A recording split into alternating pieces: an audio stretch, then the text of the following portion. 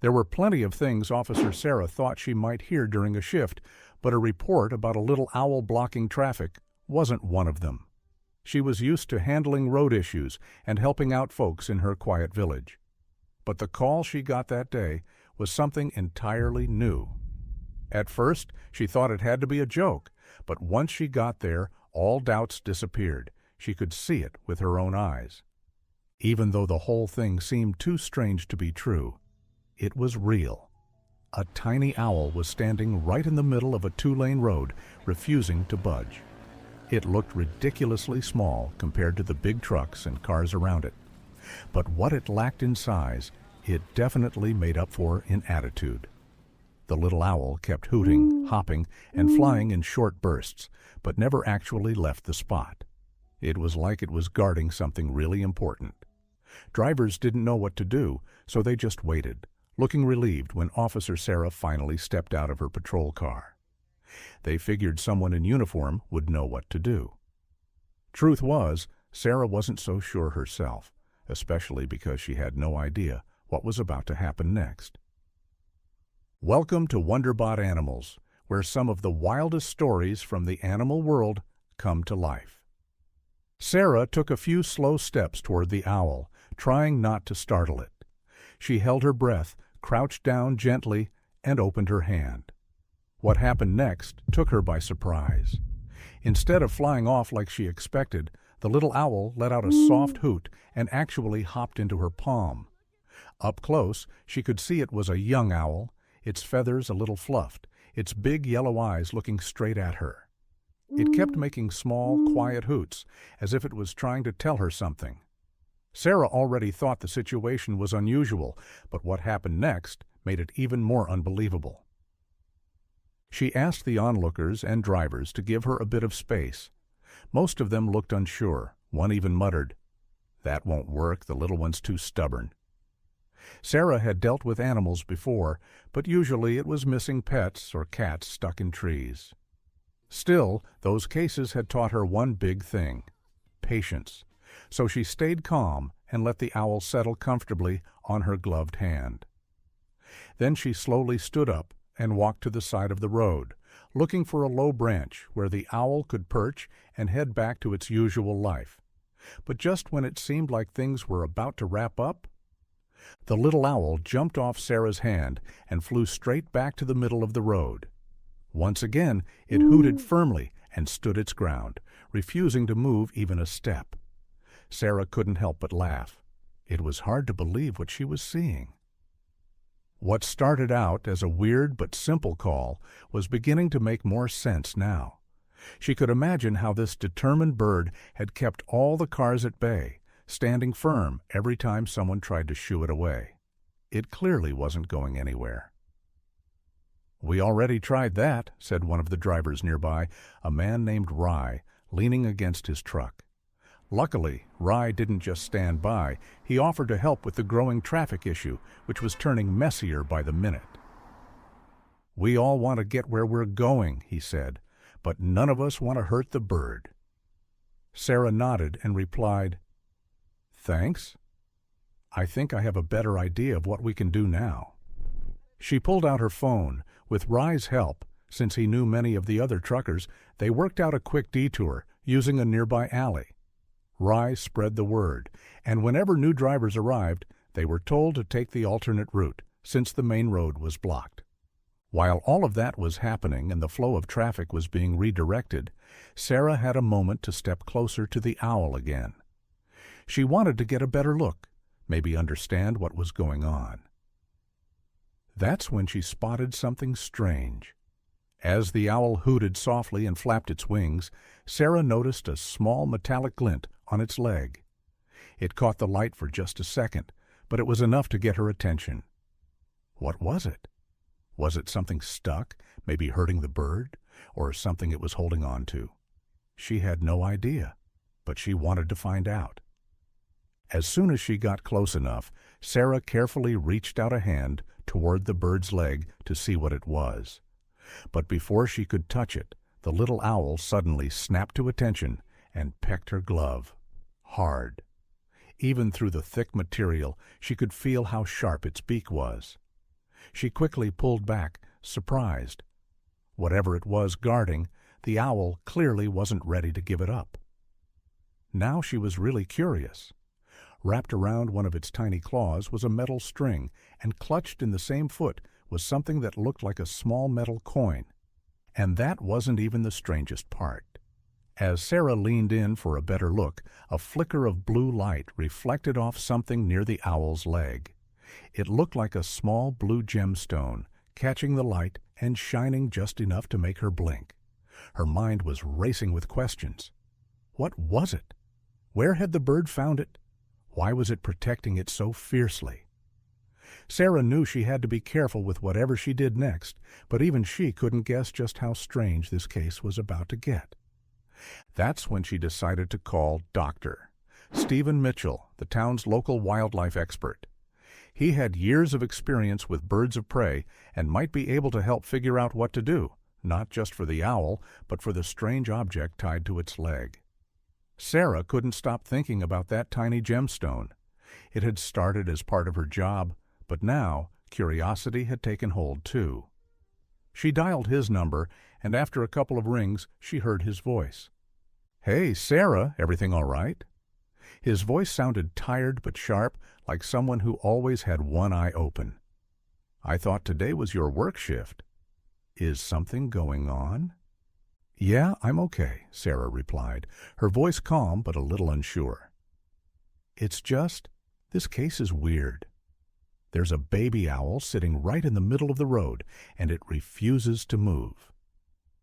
"Some birds are just like that," Stephen answered lightly. "Stubborn, wouldn't read too much into it." At first, he didn't think much of it. He had no idea what was waiting for him. "I think it's more than that," Sarah pressed. "It keeps trying to get our attention, like it's trying to say something. And there's this strange metal cord around its leg. I think you should come see it." Stephen agreed, and within minutes his old SUV pulled up, dust-covered and rumbling. He stepped out and gave the owl a quick look. "You weren't kidding," Stephen said, surprised. "This is strange. I've dealt with some odd bird cases before, but nothing like this. And what even is that thing on its leg?" The owl's eyes sparkled, not with fear, but with something that felt more purposeful. It wasn't trying to attack, but it clearly wasn't going to leave that spot either. Sarah frowned. "It let me hold it earlier, but now it won't even let me near. That thing it's holding must really mean something to it." So the question became, how could they get close without scaring the bird or making it feel threatened? "Remember, owls are sensitive," Stephen reminded her gently. "Let's move slow. Let it know we're here to help, not hurt." Together they approached again, this time with quiet, calm movements. The owl watched them closely, alert but not panicked. It was like it was trying to speak without sound, just through looks and tiny shifts. Sarah reached out her hand once more, hoping it would trust her again. To her relief, the owl slowly hopped onto her gloved finger, like it recognized her. With the owl now steady, they carefully turned it just enough to get a better look at what it was carrying. It let out a few anxious hoots, but didn't try to fly off. Maybe it sensed they meant no harm. Stephen was the first to notice something important. "This is a trail marker pendant," he said, surprised. "Look at the symbols. These are the kind hikers use to mark their trips. That explains the way it glinted in the light." Sarah blinked. "But why would an owl have something like that?" She paused, her thoughts spinning. In her town, hikers were always prepared. They rarely lost gear, and definitely not something personal like this. This didn't feel like a regular case of an animal picking up a shiny object. She stared down at the small pendant in her hand. It felt like a clue, maybe even the key to something much bigger. But to what? As if it could tell they were getting closer to the truth, the little owl finally calmed down and stepped away from the road. And oddly enough, it started following Sarah. That was when the real mystery began to unfold. News came in about Robert, a hiker who'd recently gone missing in the nearby trails. A local confirmed the pendant belonged to him, showing Sarah a picture of Robert proudly holding it. It was the exact same one now in her hand. Sarah's breath caught. Could the owl have met Robert? It sounded far-fetched, but right now it was the only clue they had. And for the sake of Robert and his family, who they had just spoken with, they had to follow it. Wanting to know where Robert might have gone, Sarah asked around for any clue about the trails he normally used. She also had to keep an open mind about what was happening. She glanced at Dr. Mitchell and said, a little unsure, "I mean, it sounds unlikely, but it's not impossible." Dr. Stephen Mitchell nodded. "Nature has its own way, Sarah. Animals are smarter than we think. They've got instincts, sharp and strange ones. Stories like this happen more often than we expect." With that thought in mind, the odd little group, an officer, a wildlife expert, and a baby owl, set off along one of the likely paths Robert may have taken, all hoping he was still out there and okay. The little owl took the lead, hopping along the ground and gliding from one branch to another. It didn't just wander, it seemed to know exactly where it was going. Every time it changed direction, it did so with purpose, like it was guiding them. Watching it move gave the pair a kind of quiet hope. They didn't just have a trail. They had a guide from the animal world. With each flap, each hoot, each sudden turn, the owl gave them a sign to follow. It reminded Sarah of how a compass always points north. It didn't speak, but it knew the way. At first they were skeptical, unsure how real all of this could be. But when they spotted the first real clue, a clear boot print, they knew they were on the right track. That one mark opened up a trail of signs, a notch carved into tree bark, the shape of footsteps, and small branches broken from being stepped on. The forest, once silent and still, was now telling a story. Robert's story. Sarah and Dr. Mitchell could only hope they were still in time to reach the ending. Later, both of them would agree. It was in that moment that they stopped seeing the owl as just a strange little bird. It had become something more, something noble. They felt a sense of peace, knowing this creature was leading them through the woods with purpose. After hours of walking deeper into the forest, they came across a clearing. At the center were the remains of a small campsite. A cold fire pit and scattered food cans showed that someone had stayed there, likely just a day or two ago. "This might have been Robert's last camp," Sarah said quietly. She pointed to the tent, pitched unevenly. "Should we check inside?" Everything suddenly felt so real, so close. They unzipped the tent and were stunned by what they found. Inside was a worn hiker's journal. Stephen picked it up, flipping through the last pages, his voice catching as he read aloud. Robert had written about a strange but touching bond he'd formed with a baby owl. Its ruffled feathers and bright yellow eyes matched the very same bird now traveling with them. Sarah felt her throat tighten. "He's talking about this owl," she whispered. They weren't just tracking someone. They were following a connection. "The owl's trying to help him," she said, now filled with fresh energy. "We're so close. We can't give up now." With the journal in hand and the owl still leading the way, the rest of the journey felt more focused. It was already dark, and the trail Robert had been aiming for was dangerous even in the daylight. Steep cliffs, hidden cracks, and rocky paths made it one of the toughest in the area. But they didn't hesitate. They kept going, watching the map, trusting each other, and relying on the tiny guide who seemed to know more than any of them. They pulled out the map again, using Robert's journal to trace possible stops that might lead to his current location. It had been hours of walking, planning, and guessing. Eventually, they hit a wall. They couldn't think of any more trails to check. Just as they were running out of options, something surprising happened. The owl suddenly flew down and tapped its beak on a spot on the map. At first glance, it just looked like a random point in the woods. But Dr. Mitchell paused, opened the journal again, and started comparing the notes. "Wait," he said slowly. "This could actually match one of Robert's planned routes." Sarah stared. "What kind of coincidence is this?" she muttered under her breath. "Maybe it's not a coincidence at all," Stephen replied. It was getting darker by the minute, but they all felt like they were finally on the right path. While Dr. Mitchell double-checked the trail the owl had pointed to, Sarah stepped away to make some calls. She contacted the local authorities, carefully explaining the urgency of the case and what they'd discovered, leaving out the parts even she had trouble believing. She asked for help in covering the other trails and common hiking routes across the forest. Word spread fast.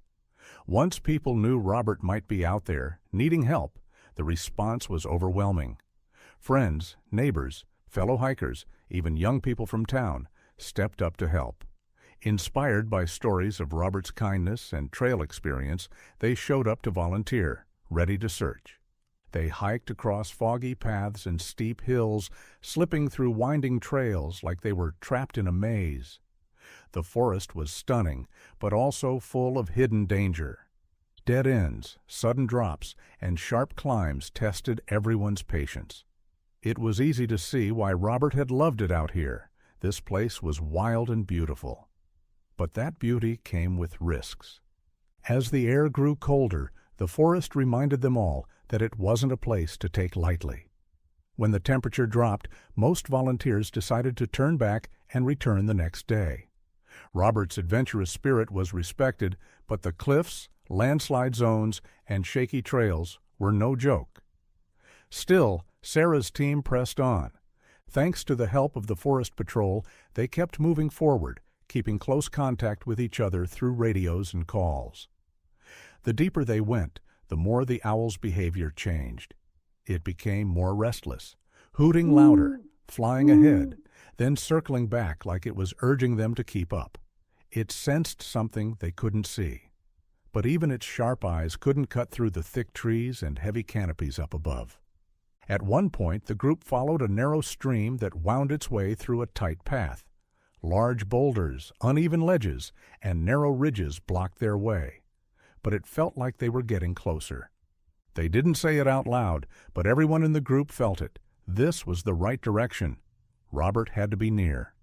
The deeper they walked into the forest, the more it felt like they were stepping into another world. It was quiet, still.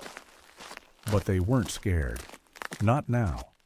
What they felt instead was something closer to awe and deep respect for the forest around them. There wasn't time to be afraid, not with Robert's life possibly on the line, and thankfully their feathered guide stayed with them, focused and determined, not letting anyone fall behind. Guiding them through the roughest parts of the trail, the little owl kept their spirits up each time they began to feel worn down. Its signs grew stronger and more urgent. At one point it flapped its wings fast and pointed toward a direction with more insistence than ever before. Were they finally on the right track? Sarah and Dr. Stephen were both exhausted, mentally and physically, but they didn't stop. And just when another dead end made them feel like giving up, they'd see a new clue, an empty water bottle, or a piece of torn clothing that reminded them Robert had passed through here. They weren't too late. Suddenly the owl leapt off Sarah's shoulder and darted ahead into the dark trees. Both the officer and the doctor froze for a second, surprised. The owl had never done that before. Not wanting to lose their best help now, they pushed aside their fatigue and rushed after it. They caught up to the bird as it circled over one spot, flapping like a flashlight made of feathers, clearly pointing them toward something. They raised their lights. And that's when they saw it. There, hidden beneath a layer of fallen leaves and branches, was a hollow in the forest floor. It looked just like a small cave or grotto, an entrance almost invisible unless you were looking for it. It felt like a miracle. If not for the owl's urgency, they would have walked right past it. Sarah wondered for a moment just how far this bird's loyalty would go. Would it follow them inside? The answer came as the bird landed firmly back on her shoulder. It wasn't going anywhere. They stepped carefully into the shadowy entrance, and then froze. It was real. Robert was there. He was weak, injured, and leaning against a wall of rock. But he was alive. His face was pale and tired, but when his eyes met the owl's, a faint smile appeared on his trembling lips.